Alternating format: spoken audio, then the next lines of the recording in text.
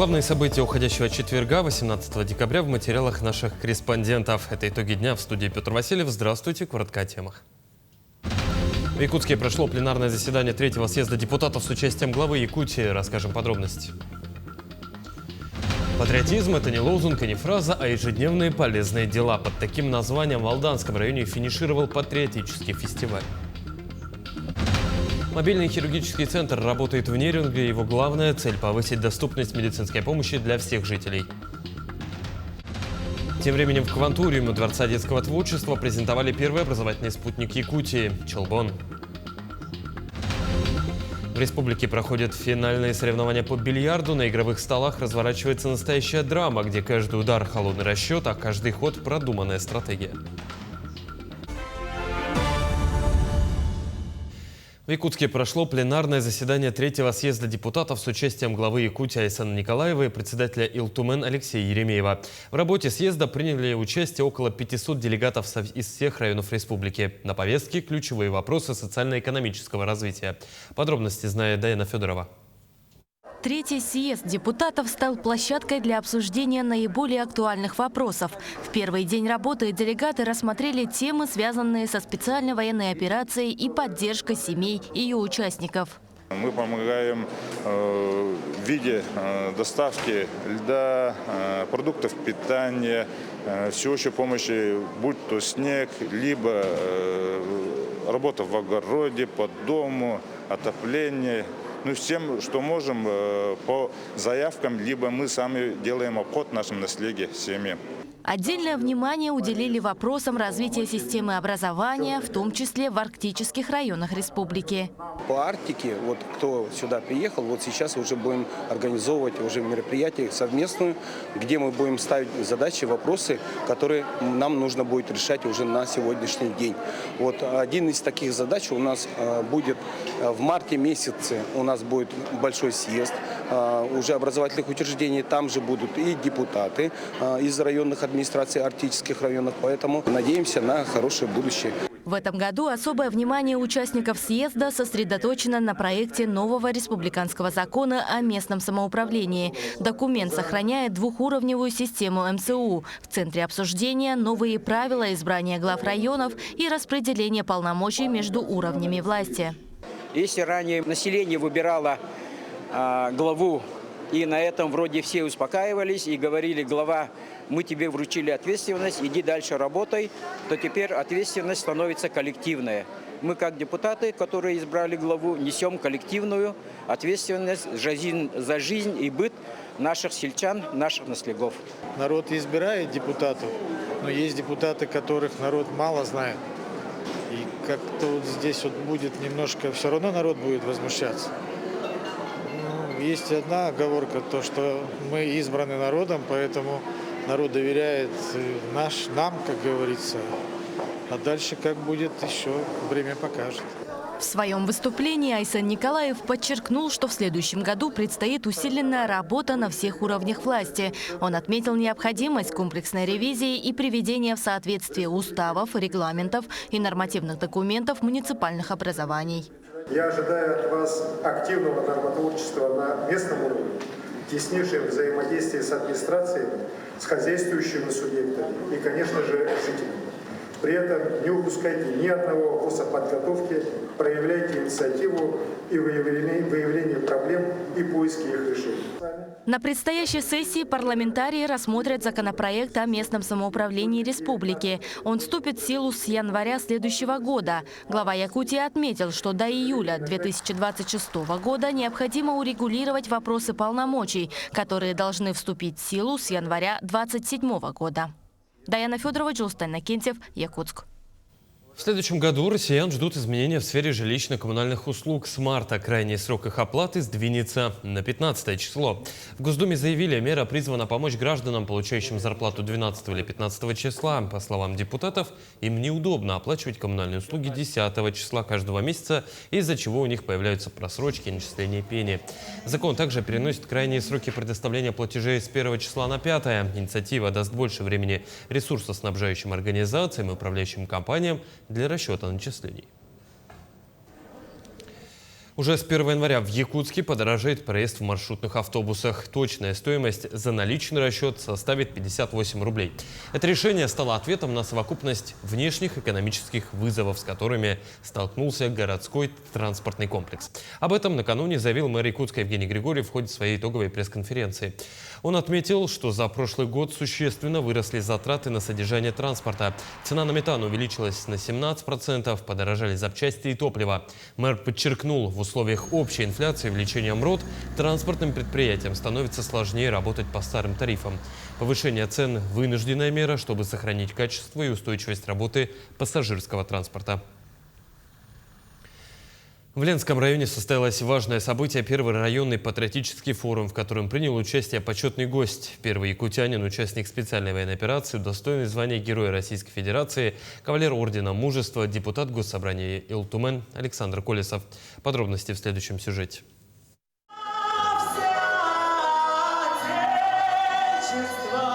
Патриотический форум в Ленском районе прошел впервые. Организатором выступило районное управление образования. Значимое мероприятие началось с торжественного открытия и со встречи Героя России Александра Колесова. Приветствовали почетного гостя представители власти, депутат Государственного собрания Илтумен, главы города и района. Специальная военная операция определила четкие ориентиры, на что ориентироваться, как себя вести, как помогать. Сосредоточила силы всех нас вместе для того, чтобы помогать нашим ребятам. И, конечно же, я бы хотел, чтобы это направление у нас только усиливалось, но и дальше продолжали эти ориентиры на последующие года. Принимать почетного гостя – большая честь. Организаторы постарались во время форума максимально рассказать и показать Герою России, какая работа сегодня ведется в районе по патриотическому воспитанию подрастающего поколения.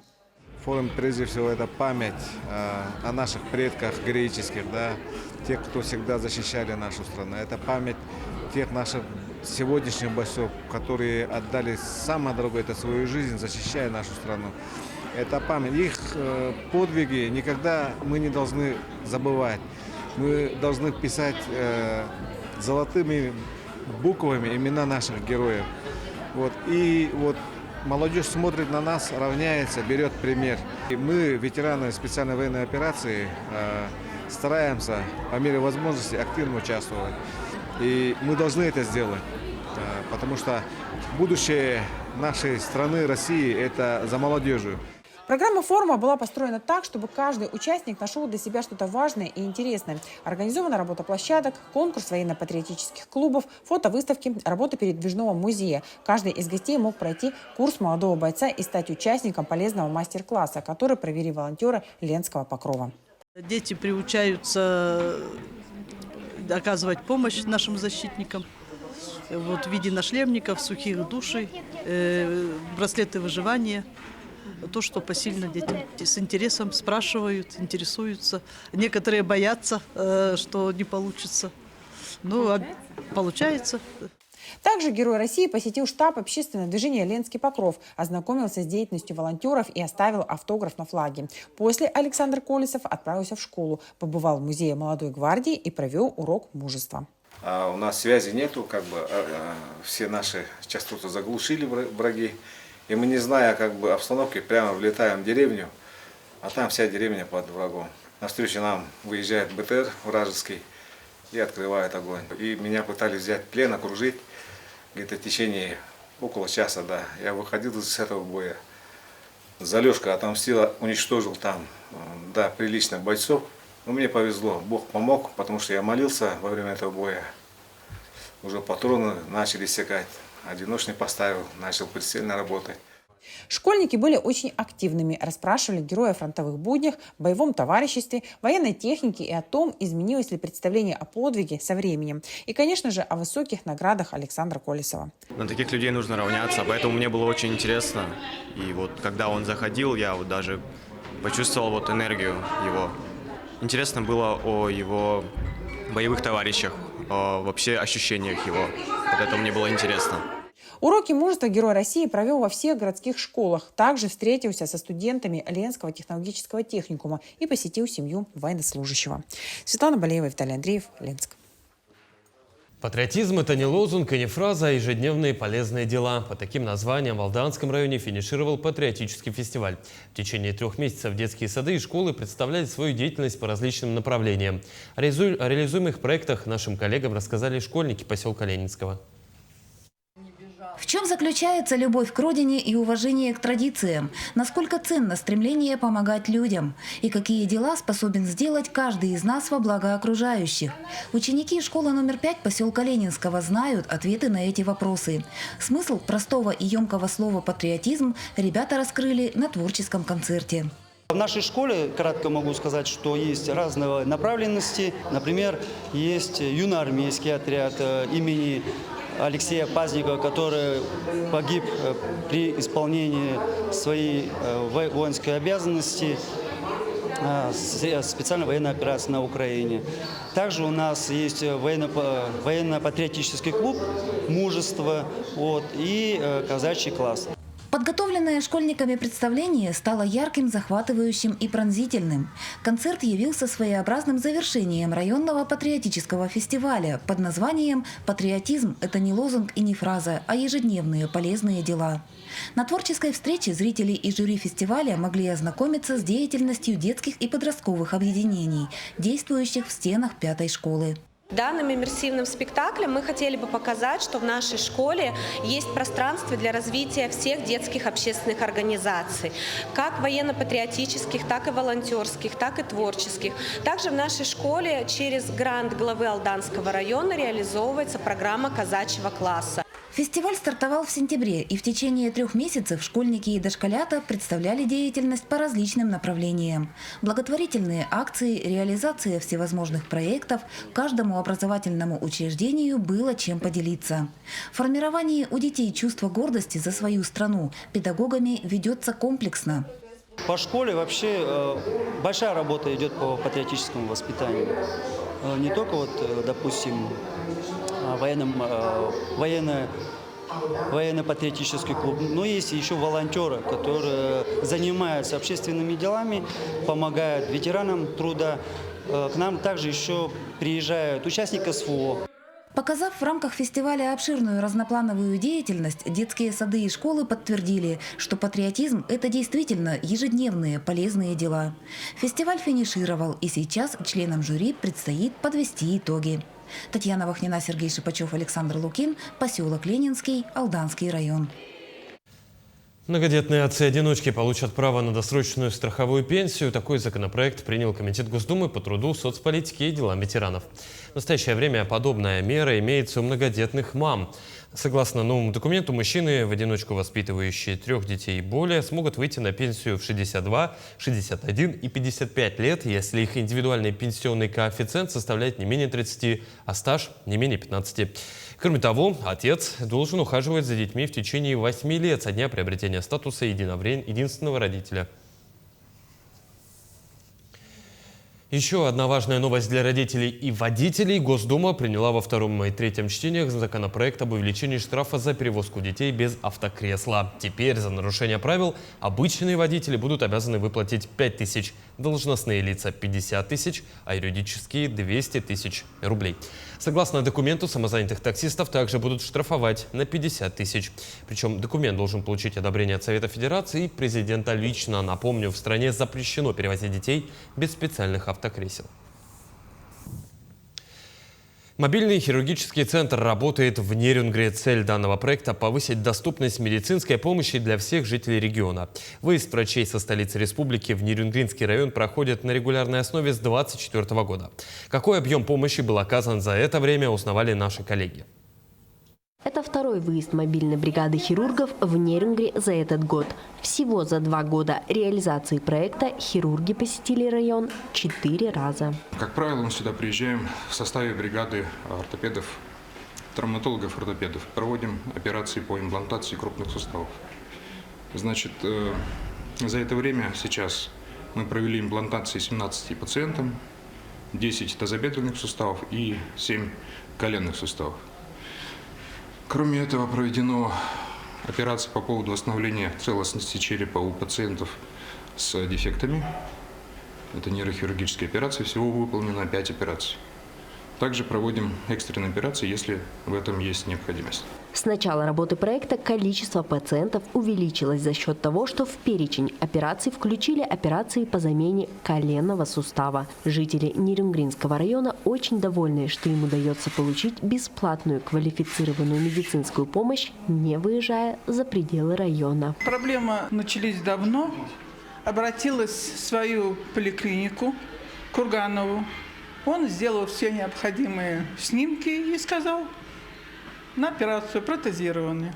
А здесь как раз у нас приехали замечательные врачи города Якутска. Вот и я и сюда попала. У нас очень хороший реабилитолог, он нам очень помогает, так как чтобы быстрее восстановиться. Вот у меня, считай, какой сегодня день, я уже бегаю. Хорошие отношения, хорошее лечение, хорошее. Они всю душу отдают от чистого сердца. Благодарим их, что они с нами так занимаются.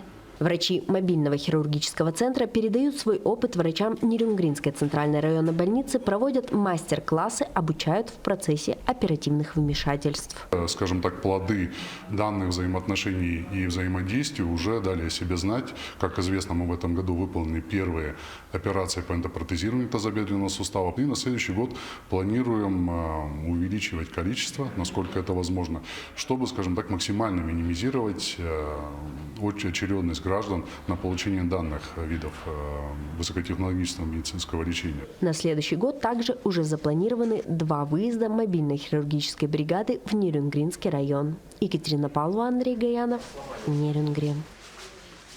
Повышение проезда в автобусах, рекорды по вводу жилья и антиалкогольная политика. Глава Якутска Евгений Григорьев подвел итоги года на традиционной пресс-конференции. Как прошла встреча мэра с журналистами, в следующем материале. Декабрь – время оглянуться на прошедший год и подвести итоги. И такую рефлексию нужно провести и нам с вами, и тем, в чьих руках сосредоточено, например, управление целым городом. Так повелось, что декабрьскую пресс-конференцию глава Якутска проводит в разных местах. В этом году журналистов собрали в ДЮСШ номер 5, поэтому прежде чем работать головой, поработали телом. Физкульт-минутку провел сам глава. Теперь голову покрутим на 5 раз в обе стороны.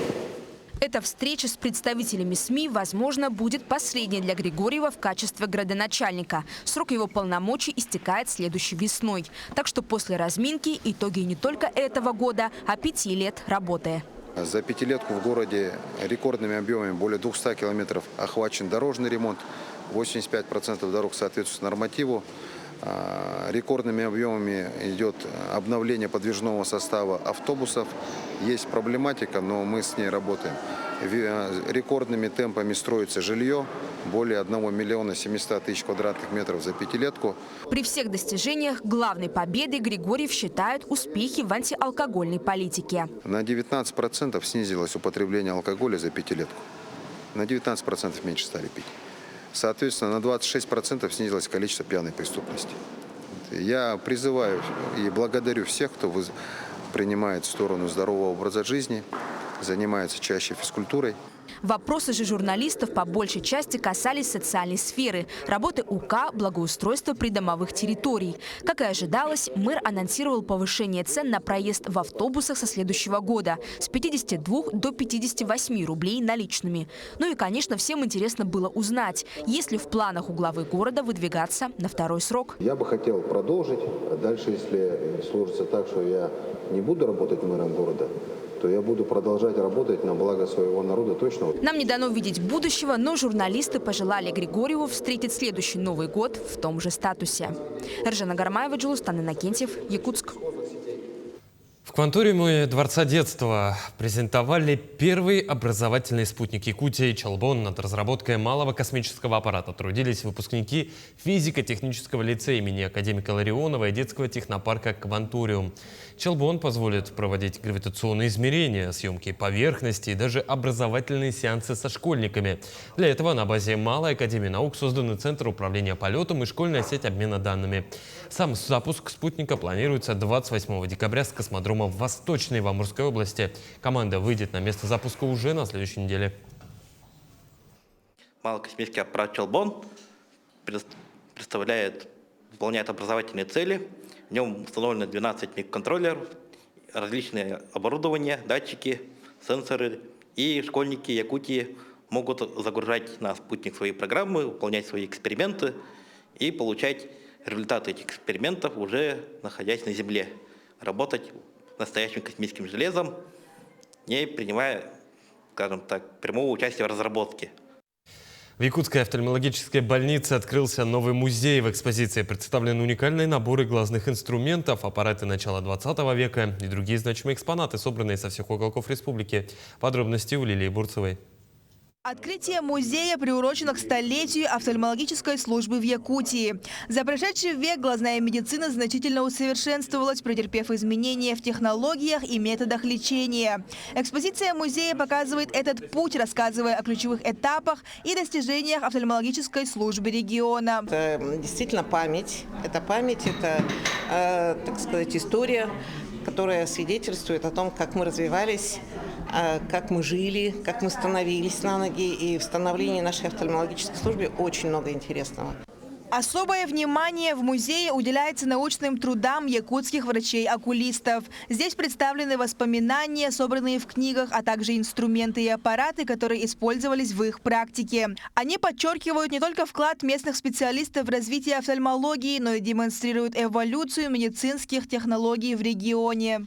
Здесь есть очень интересные и уникальные вещи. Это и набор линз еще царской империи, и линзы, которыми обследовали еще в начале 20 века пациентов в Якутии. И кроме этого есть и вещи, которые принадлежат тем людям, которые работали здесь в глазных отрядах в начале 20 века. Конечно, это большая история, и по ней можно наблюдать, как развивалась служба на протяжении целого века. Музей открыт для всех пациентов больницы, предоставляя им возможность ознакомиться с достижениями медицины. Кроме того, они могут расслабиться в зоне отдыха, оформленной в стиле традиционного якутского балагана. Мне вот очень интересны экспонаты, которые вот сказали же, вот когда первые, старинные. Ага.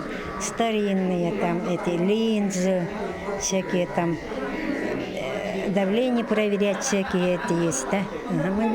Но я уже не первый раз смотрю, поэтому вроде как все прочитала, все это очень интересно. Музей не только сохраняет память о прошлом, но и активно развивает свою коллекцию. В планах сотрудников больницы продолжать собирать новые экспонаты. Это позволит будущим поколениям врачей учиться на опыте предшественников и вдохновляться новыми идеями для развития медицины. Лилия Бурцева, Семен Семенов, Якутск. Зеленое поле битвы в республике проходят финальные соревнования по бильярду. На игровых столах разворачивается настоящая драма, где каждый удар – холодный расчет, а каждый ход – продуманная стратегия. Покатать шары отправилась и моя коллега Надежда Саханская.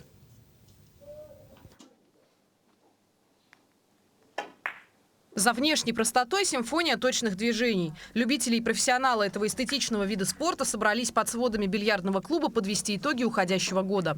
Для игроков эти состязания далеко не конкурентная борьба, а скорее возможность почувствовать себя частью большого бильярдного сообщества, где ценят мастерство. Проводится в течение года 3 раза по разному пирамиде. Это у нас проводится в феврале динамичная, потом в марте месяце комбинированная, и итоговый турнир чемпионата республики сейчас вот проводится в свободной пирамиде. Турнир собрал участников со всей республики. Сергей Ястребов приехал из Ленского района. Бильярдом он увлекается с юношеского возраста. В игре демонстрирует железную выдержку, но приезжает не за победой, а больше за общением. Вы знаете, мы, наверное, уже кто занимается давно, на бильярд смотрим не как на соревнования, а как общение между собой. То есть здесь своя атмосфера. Играя, мы смотрим друг за другом, и если мы чего-то не понимаем, подходим друг к другу, спрашиваем. Это обязательно. Эти состязания – настоящая проверка на прочность. Каждый участник должен уметь контролировать эмоции. Если у вас в школе не возникало проблем с геометрией, то проблемы с бильярдным столом тоже будут отсутствовать. Вообще говорят, что луза гораздо уже, чем сам шар, для того, чтобы создать сложности при игре. На самом деле это миф. Вот и мы его с вами сейчас постараемся развенчать. Заняв уверенную позицию, совершаем точный, почти что медицинский удар по шару. Ну, почти. Всякое бывает. Это же игра. Бильярд – это искусство, где важны и техника, и психология. Здесь, как в шахматах, нужно держать в голове десятки возможных вариантов, предугадывать действия соперника и при этом не поддаваться эмоциям, когда счет идет на доли миллиметров. Так что бильярдный азарт продолжает жить в сердцах спортсменов и любителей. Якутск вновь доказал, здесь ценят и умеют играть в бильярд по-настоящему, где холодный расчет побеждает горячий нерв. Надежда Саханская, Артумен Наговицын, Якутск. Таким мы видели этот день наши корреспонденты. Ну а я с вами прощаюсь. До встречи.